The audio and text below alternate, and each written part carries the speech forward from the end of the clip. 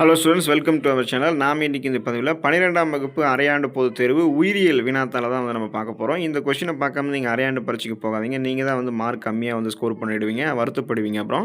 So video skip பண்ணாமல் பார்த்தீங்கன்னா எந்தெந்த கொஷின்ஸ் நீங்கள் எப்படி அப்ரோச் பண்ணுறதை நான் உங்களுக்கு விளக்கமாக சொல்கிறேங்க.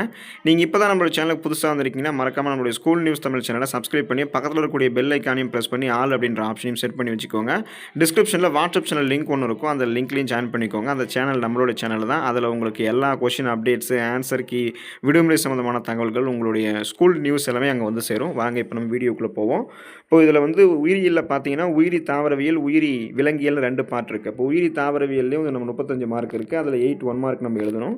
ஸோ இதில் இருக்கக்கூடிய ஒவ்வொரு 1 மார்க்குமே உங்களுக்கு தெரியுதா பார்த்துக்கோங்க. மயோசோட்டிஸினுடைய மகரந்த தூளினுடைய அளவு, மெண்டலினுடைய ஆய்வில் பட்டாணி தாவரத்தினுடைய 7 பண்புகளை கட்டுப்படுத்தக்கூடிய மரபணுக்கள் எத்தனை குரோமோசோம்களில் காணப்படுது, அப்புறம் மரபுக்குறியினுடைய ஏஜிசி ஆனது ஏஜிஏவாக மாற்றப்படக்கூடிய நிகழ்வு என்ன நிகழ்வு, வைரஸ் அற்ற தாவரங்கள் எதிலிருந்து உருவாக்கப்படுது, கீழ்கண்ட எந்த தாவரத்தில் இதயத்தை பாதிக்கக்கூடிய கிளைகோசைடு உற்பத்தி செய்யப்படுது, ஓசோனினுடைய தடிமனை அளவிடக்கூடிய அளவுக்கு என்ன அலகு, கீழ்கண்டவற்றில் சரியாக பொருந்தாத இணை எந்த இணை அப்படின்னு நீங்கள் எழுதணும். அடுத்து தேர்ந்தெடுத்தல் எந்த முறையுடன் தொடர்புடையது அதையும் எழுதணும். ஸோ இதில் பார்த்தீங்கன்னா ஏதாவது ஆன்சர்ஸ் உங்களுக்கு குறிச்சிருப்பாங்க, அது நீங்கள் படிக்கிறது முன்னாடி கரெக்டாக இருக்கான்னு பார்த்து நீங்கள் படிச்சுக்கோங்க.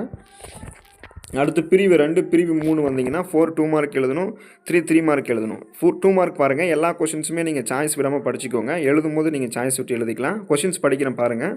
மெர்மிகோபெல்லி என்பது என்ன, கூட்டு பரிணாமம் என்றால் என்ன, நியூக்ளியோடைடு வெளிப்புறம் மற்றும் உட்புறம் துண்டிக்க பயன்படக்கூடிய நொதி யாவை, முழு ஆக்குத்திறன் அதை பற்றி நீங்கள் வரையறை எழுதணும். எஸ்எல்எஃப் என்பது என்ன, பல்கூட்டு அல்லீல்கள் என்றால் என்ன அப்படின்னு நீங்கள் எழுதணும். அடுத்து பிரிவு 3 3 3 மார்க் நீங்கள் எழுதணும். 19வது கொஸ்டின் கம்பல்சரி. பன்ம பாதுகாப்பில் கோயில் காடுகள் எவ்வாறு உதவி புரியுதுன்னு எழுதணும். அதை எழுதி முடிச்சது போக மீதி இருக்கக்கூடிய கொஸ்டின்ஸில் நீங்கள் 2 எழுதணும், 2 சாய்ஸ் விட்டுடலாம். ஆனால் நீங்கள் படிக்கும்போது எல்லாமே படிச்சுக்கோங்க.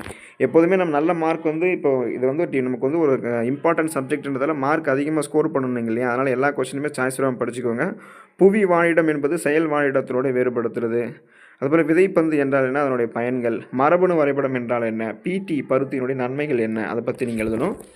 அதுக்கடுத்து பார்த்தீங்கன்னா பிரிவு 4 வந்தீங்கன்னா 2 5 மார்க் எழுதணும். இதில் 4 கொஷின்ஸ் இருக்கும். 4 கொஷினுமே படிச்சுக்கோங்க. அப்போ தான் நீங்கள் டைமுக்கு ஏற்ற மாதிரி உங்களுக்கு எந்த கொஷின் நல்லா தெரியுதோ அதை நீங்கள் எழுத முடியும். இதுலேயே நீங்கள் 2 சாய்ஸ் விட்டு படிச்சுட்டு போயிட்டீங்கன்னா அது 2 கேட்கலன்னா நீங்கள் தான் வருத்தப்படுவீங்க. அதனால் நீங்கள் என்ன பண்ணுறீங்கன்னா ஃபுல்லாக 4மே சாய்ஸ் விடாமல் படிச்சுக்கோங்க. சூழினுடைய அமைப்பு தகுந்த படத்தோடு விவரிக்கலாம், அல்லது ஓங்கு பண்பு மறைத்தலை எடுத்துக்காட்டோடு விவரிக்கலாம். தாவர திசு வளர்ப்பினுடைய பயன்பாடுகள் எழுதலாம், அல்லது நறுமணப் பொருட்களினுடைய அரசன் அரசி யார், அவங்களுடைய பயன்கள் என்ன அப்படின்றத நீங்கள் எழுதலாம். இதோட அந்த உயிரி தாவரவியல் முடிஞ்சிச்சிங்க. அடுத்து உயிரி விலங்கியல் வந்தீங்கன்னா அதுக்கும் 35 mark, 8 1 mark same, 2 mark 4 mark 5 mark எல்லாமே சேம் பேட்டர்ன் தான். ஸோ இதுலேயும் நீங்கள் 1 மார்க் பாருங்கள், உங்களுக்கு ஷோ பண்ணுறேன், நல்லா தெரியுதா பாருங்கள். நீங்கள் ஆல்ரெடி படிச்சிருக்கீங்களான்றது நோட் பண்ணிக்கோங்க. கீழ்கண்டவற்றில் எது கருசூழ் படலம் அல்ல, கீழ்கண்டவற்றில் தாமிரம் வெளியிடக்கூடிய உள்கருப்பை சாதனம் எது, பட்டாவ் சின்ட்ரோம் எவ்வாறு அழைக்கப்படுது, ஊர்வன இனத்தினுடைய பொற்காலம் அப்படின்றது எந்த காலம், இதெல்லாம் பார்த்துக்கோங்க.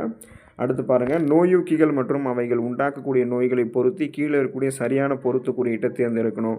அதில் அந்த ஏபிசியில் இருக்குங்க இல்லையா, ஸோ அது இந்த பக்கத்தில் எது கூட சரியாக பொருந்திருக்கின்றதை பார்த்துக்கோங்க. அடுத்து சைக்கோஸ்போரின் ஏ என்ற நோய் தடுப்பாற்றல் ஒடுக்கு மருந்து எதிலிருந்து உற்பத்தி செய்யப்படுது, கீழ்கண்ட தொழில்நுட்பங்களில் எது ஒரு நோயை அதனுடைய ஆரம்ப கால சிகிச்சைக்கு கண்டறிவதன் நோக்கத்தை குறிப்பிடவில்லை, இதெல்லாம் நீங்கள் எழுதிக்கோங்க.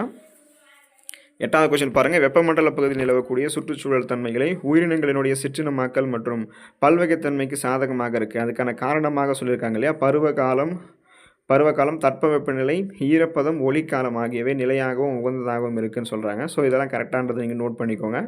அடுத்து இந்த 1 மார்க் உங்களுக்கு நான் ஷோ பண்ணுற பாருங்கள். 8th question, 7th question, 6th question, அடுத்து 5th கொஷின், 1லேருந்து 5th கொஷின் வரைக்கும் நோட் பண்ணிட்டீங்களா. அடுத்து பார்த்தீங்கன்னா இப்போ 2 மார்க் வாங்க, 2 மார்க்கு 3 மார்க் வாங்க. சேம் அதே பேட்டர்ன் தான், பயோ பாட்டனியில் பார்த்த மாதிரி தான் பயோசுவாலஜிலையும். அதில் 2 மார்க் பாருங்கள், எல்லாமே சாய்ஸ் வராமல் படிச்சுக்கோங்க. பிளாஸ்மோட்டோமி என்றால் என்ன, கருக்கொலை மற்றும் சிசுக்கொலை வேறுபடுத்துக, தகவமைப்பு பரவல் என்றால் என்ன, ஹாப்டென்கள் என்றால் என்ன, இணை மரபற்று போதல் என்றால் என்ன, உயிரிய ஆக்சிஜன் தேவை பிஓடி என்றால் என்னன்றதை நீங்கள் எழுதணும். தென் பிரிவு 3 போனீங்கன்னா 3 3 மார்க் நீங்கள் எழுதணும். அதில் 19வது கொஸ்டின் பாருங்கள். சூழல் உள் பாதுகாப்பு மற்றும் சூழல் வெளி பாதுகாப்பு, சூழல் உள் பாதுகாப்பு சூழல் வெளி பாதுகாப்பு இரண்டையும் ஒப்பிட்டு வேறுபடுத்தணும். அதை எழுதுனது போங்க மீதி இருக்கக்கூடியது சாய்ஸ் விட்டு நீங்கள் 2 கொஸ்டின் எழுதணும். ஆனா, நீங்க எல்லாமே படிச்சுக்கோங்க. எழுதும்போது சாய்ஸ் விட்டு எழுதிக்கலாம். இம்பார்ட்டன்ட் கொஸ்டின்ஸ் ஒவ்வொன்னுமே இம்பார்ட்டன்ட் தான். ஸ்க்ரீன்ல தெரியக்கூடியத படிக்காம எக்காரணம் கொண்டு எக்ஸாம் ஹாலுக்கு போயிடாதீங்க. சீம்பால் என்றால் என்ன? அதனுடைய முக்கியத்துவம் யாது? லயோனைசேஷன் என்றால் என்ன? கடத்து RNA இணைப்பு மூலக்கூறு என அழைக்கப்படக்கூடியது எது? ஏன் அழைக்கப்படுது அது? பிறப்பு வீதம் மற்றும் இறப்பு வீதம் வேறுபடுறதுக்கு இது எழுதணும். அதுக்கடுத்து பிரிவு 4 வந்தீங்கன்னா, 5 மார்க் நீங்க எழுதணுங்க இல்லையா? அதில 4 கொஸ்டின்ஸ் இருக்கும். 4மே படிச்சுக்கோங்க. எழுதும்போது நீங்க டைமுக்கு ஏத்த மாரி எழுதிக்கலாம். ஆனா, படிக்கும்போது மட்டும் ஒரு கொஸ்டின் இம்பார்ட்டன்ட்னு சொல்லிட்டு நம்ம எல்லாத்தையுமே படிச்சிடணும். அதில பாருங்க மாதவிடாய் சுழற்சியுடைய பல்வேறு நிலைகளை விளக்குக அல்லது மரபணு குறியீடுகளினுடைய சிறப்பு பண்புகள் யாவை? முதல் நிலை தடைக்காப்பு துலங்கல்கள் மற்றும் 2ஆம் நிலை தடைக்காப்பு துலங்கல்களுக்கு இடையே இருக்கக்கூடிய வேறுபாடுகள் அல்லது உயிரிய பல்வகைத்தன்மை இழப்பிற்கான பல்வேறு காரணங்கள வந்து பட்டியலிடணும். ஸோ, இதெல்லாமே நீங்க வந்து படிச்சுக்கோங்க. பயோபாட்னி, பயோசுவாலஜி அதாவது பயாலஜி ஃபுல்லாவே இம்பார்ட்டன்ட் தான். All the best for your examination. Thank you students.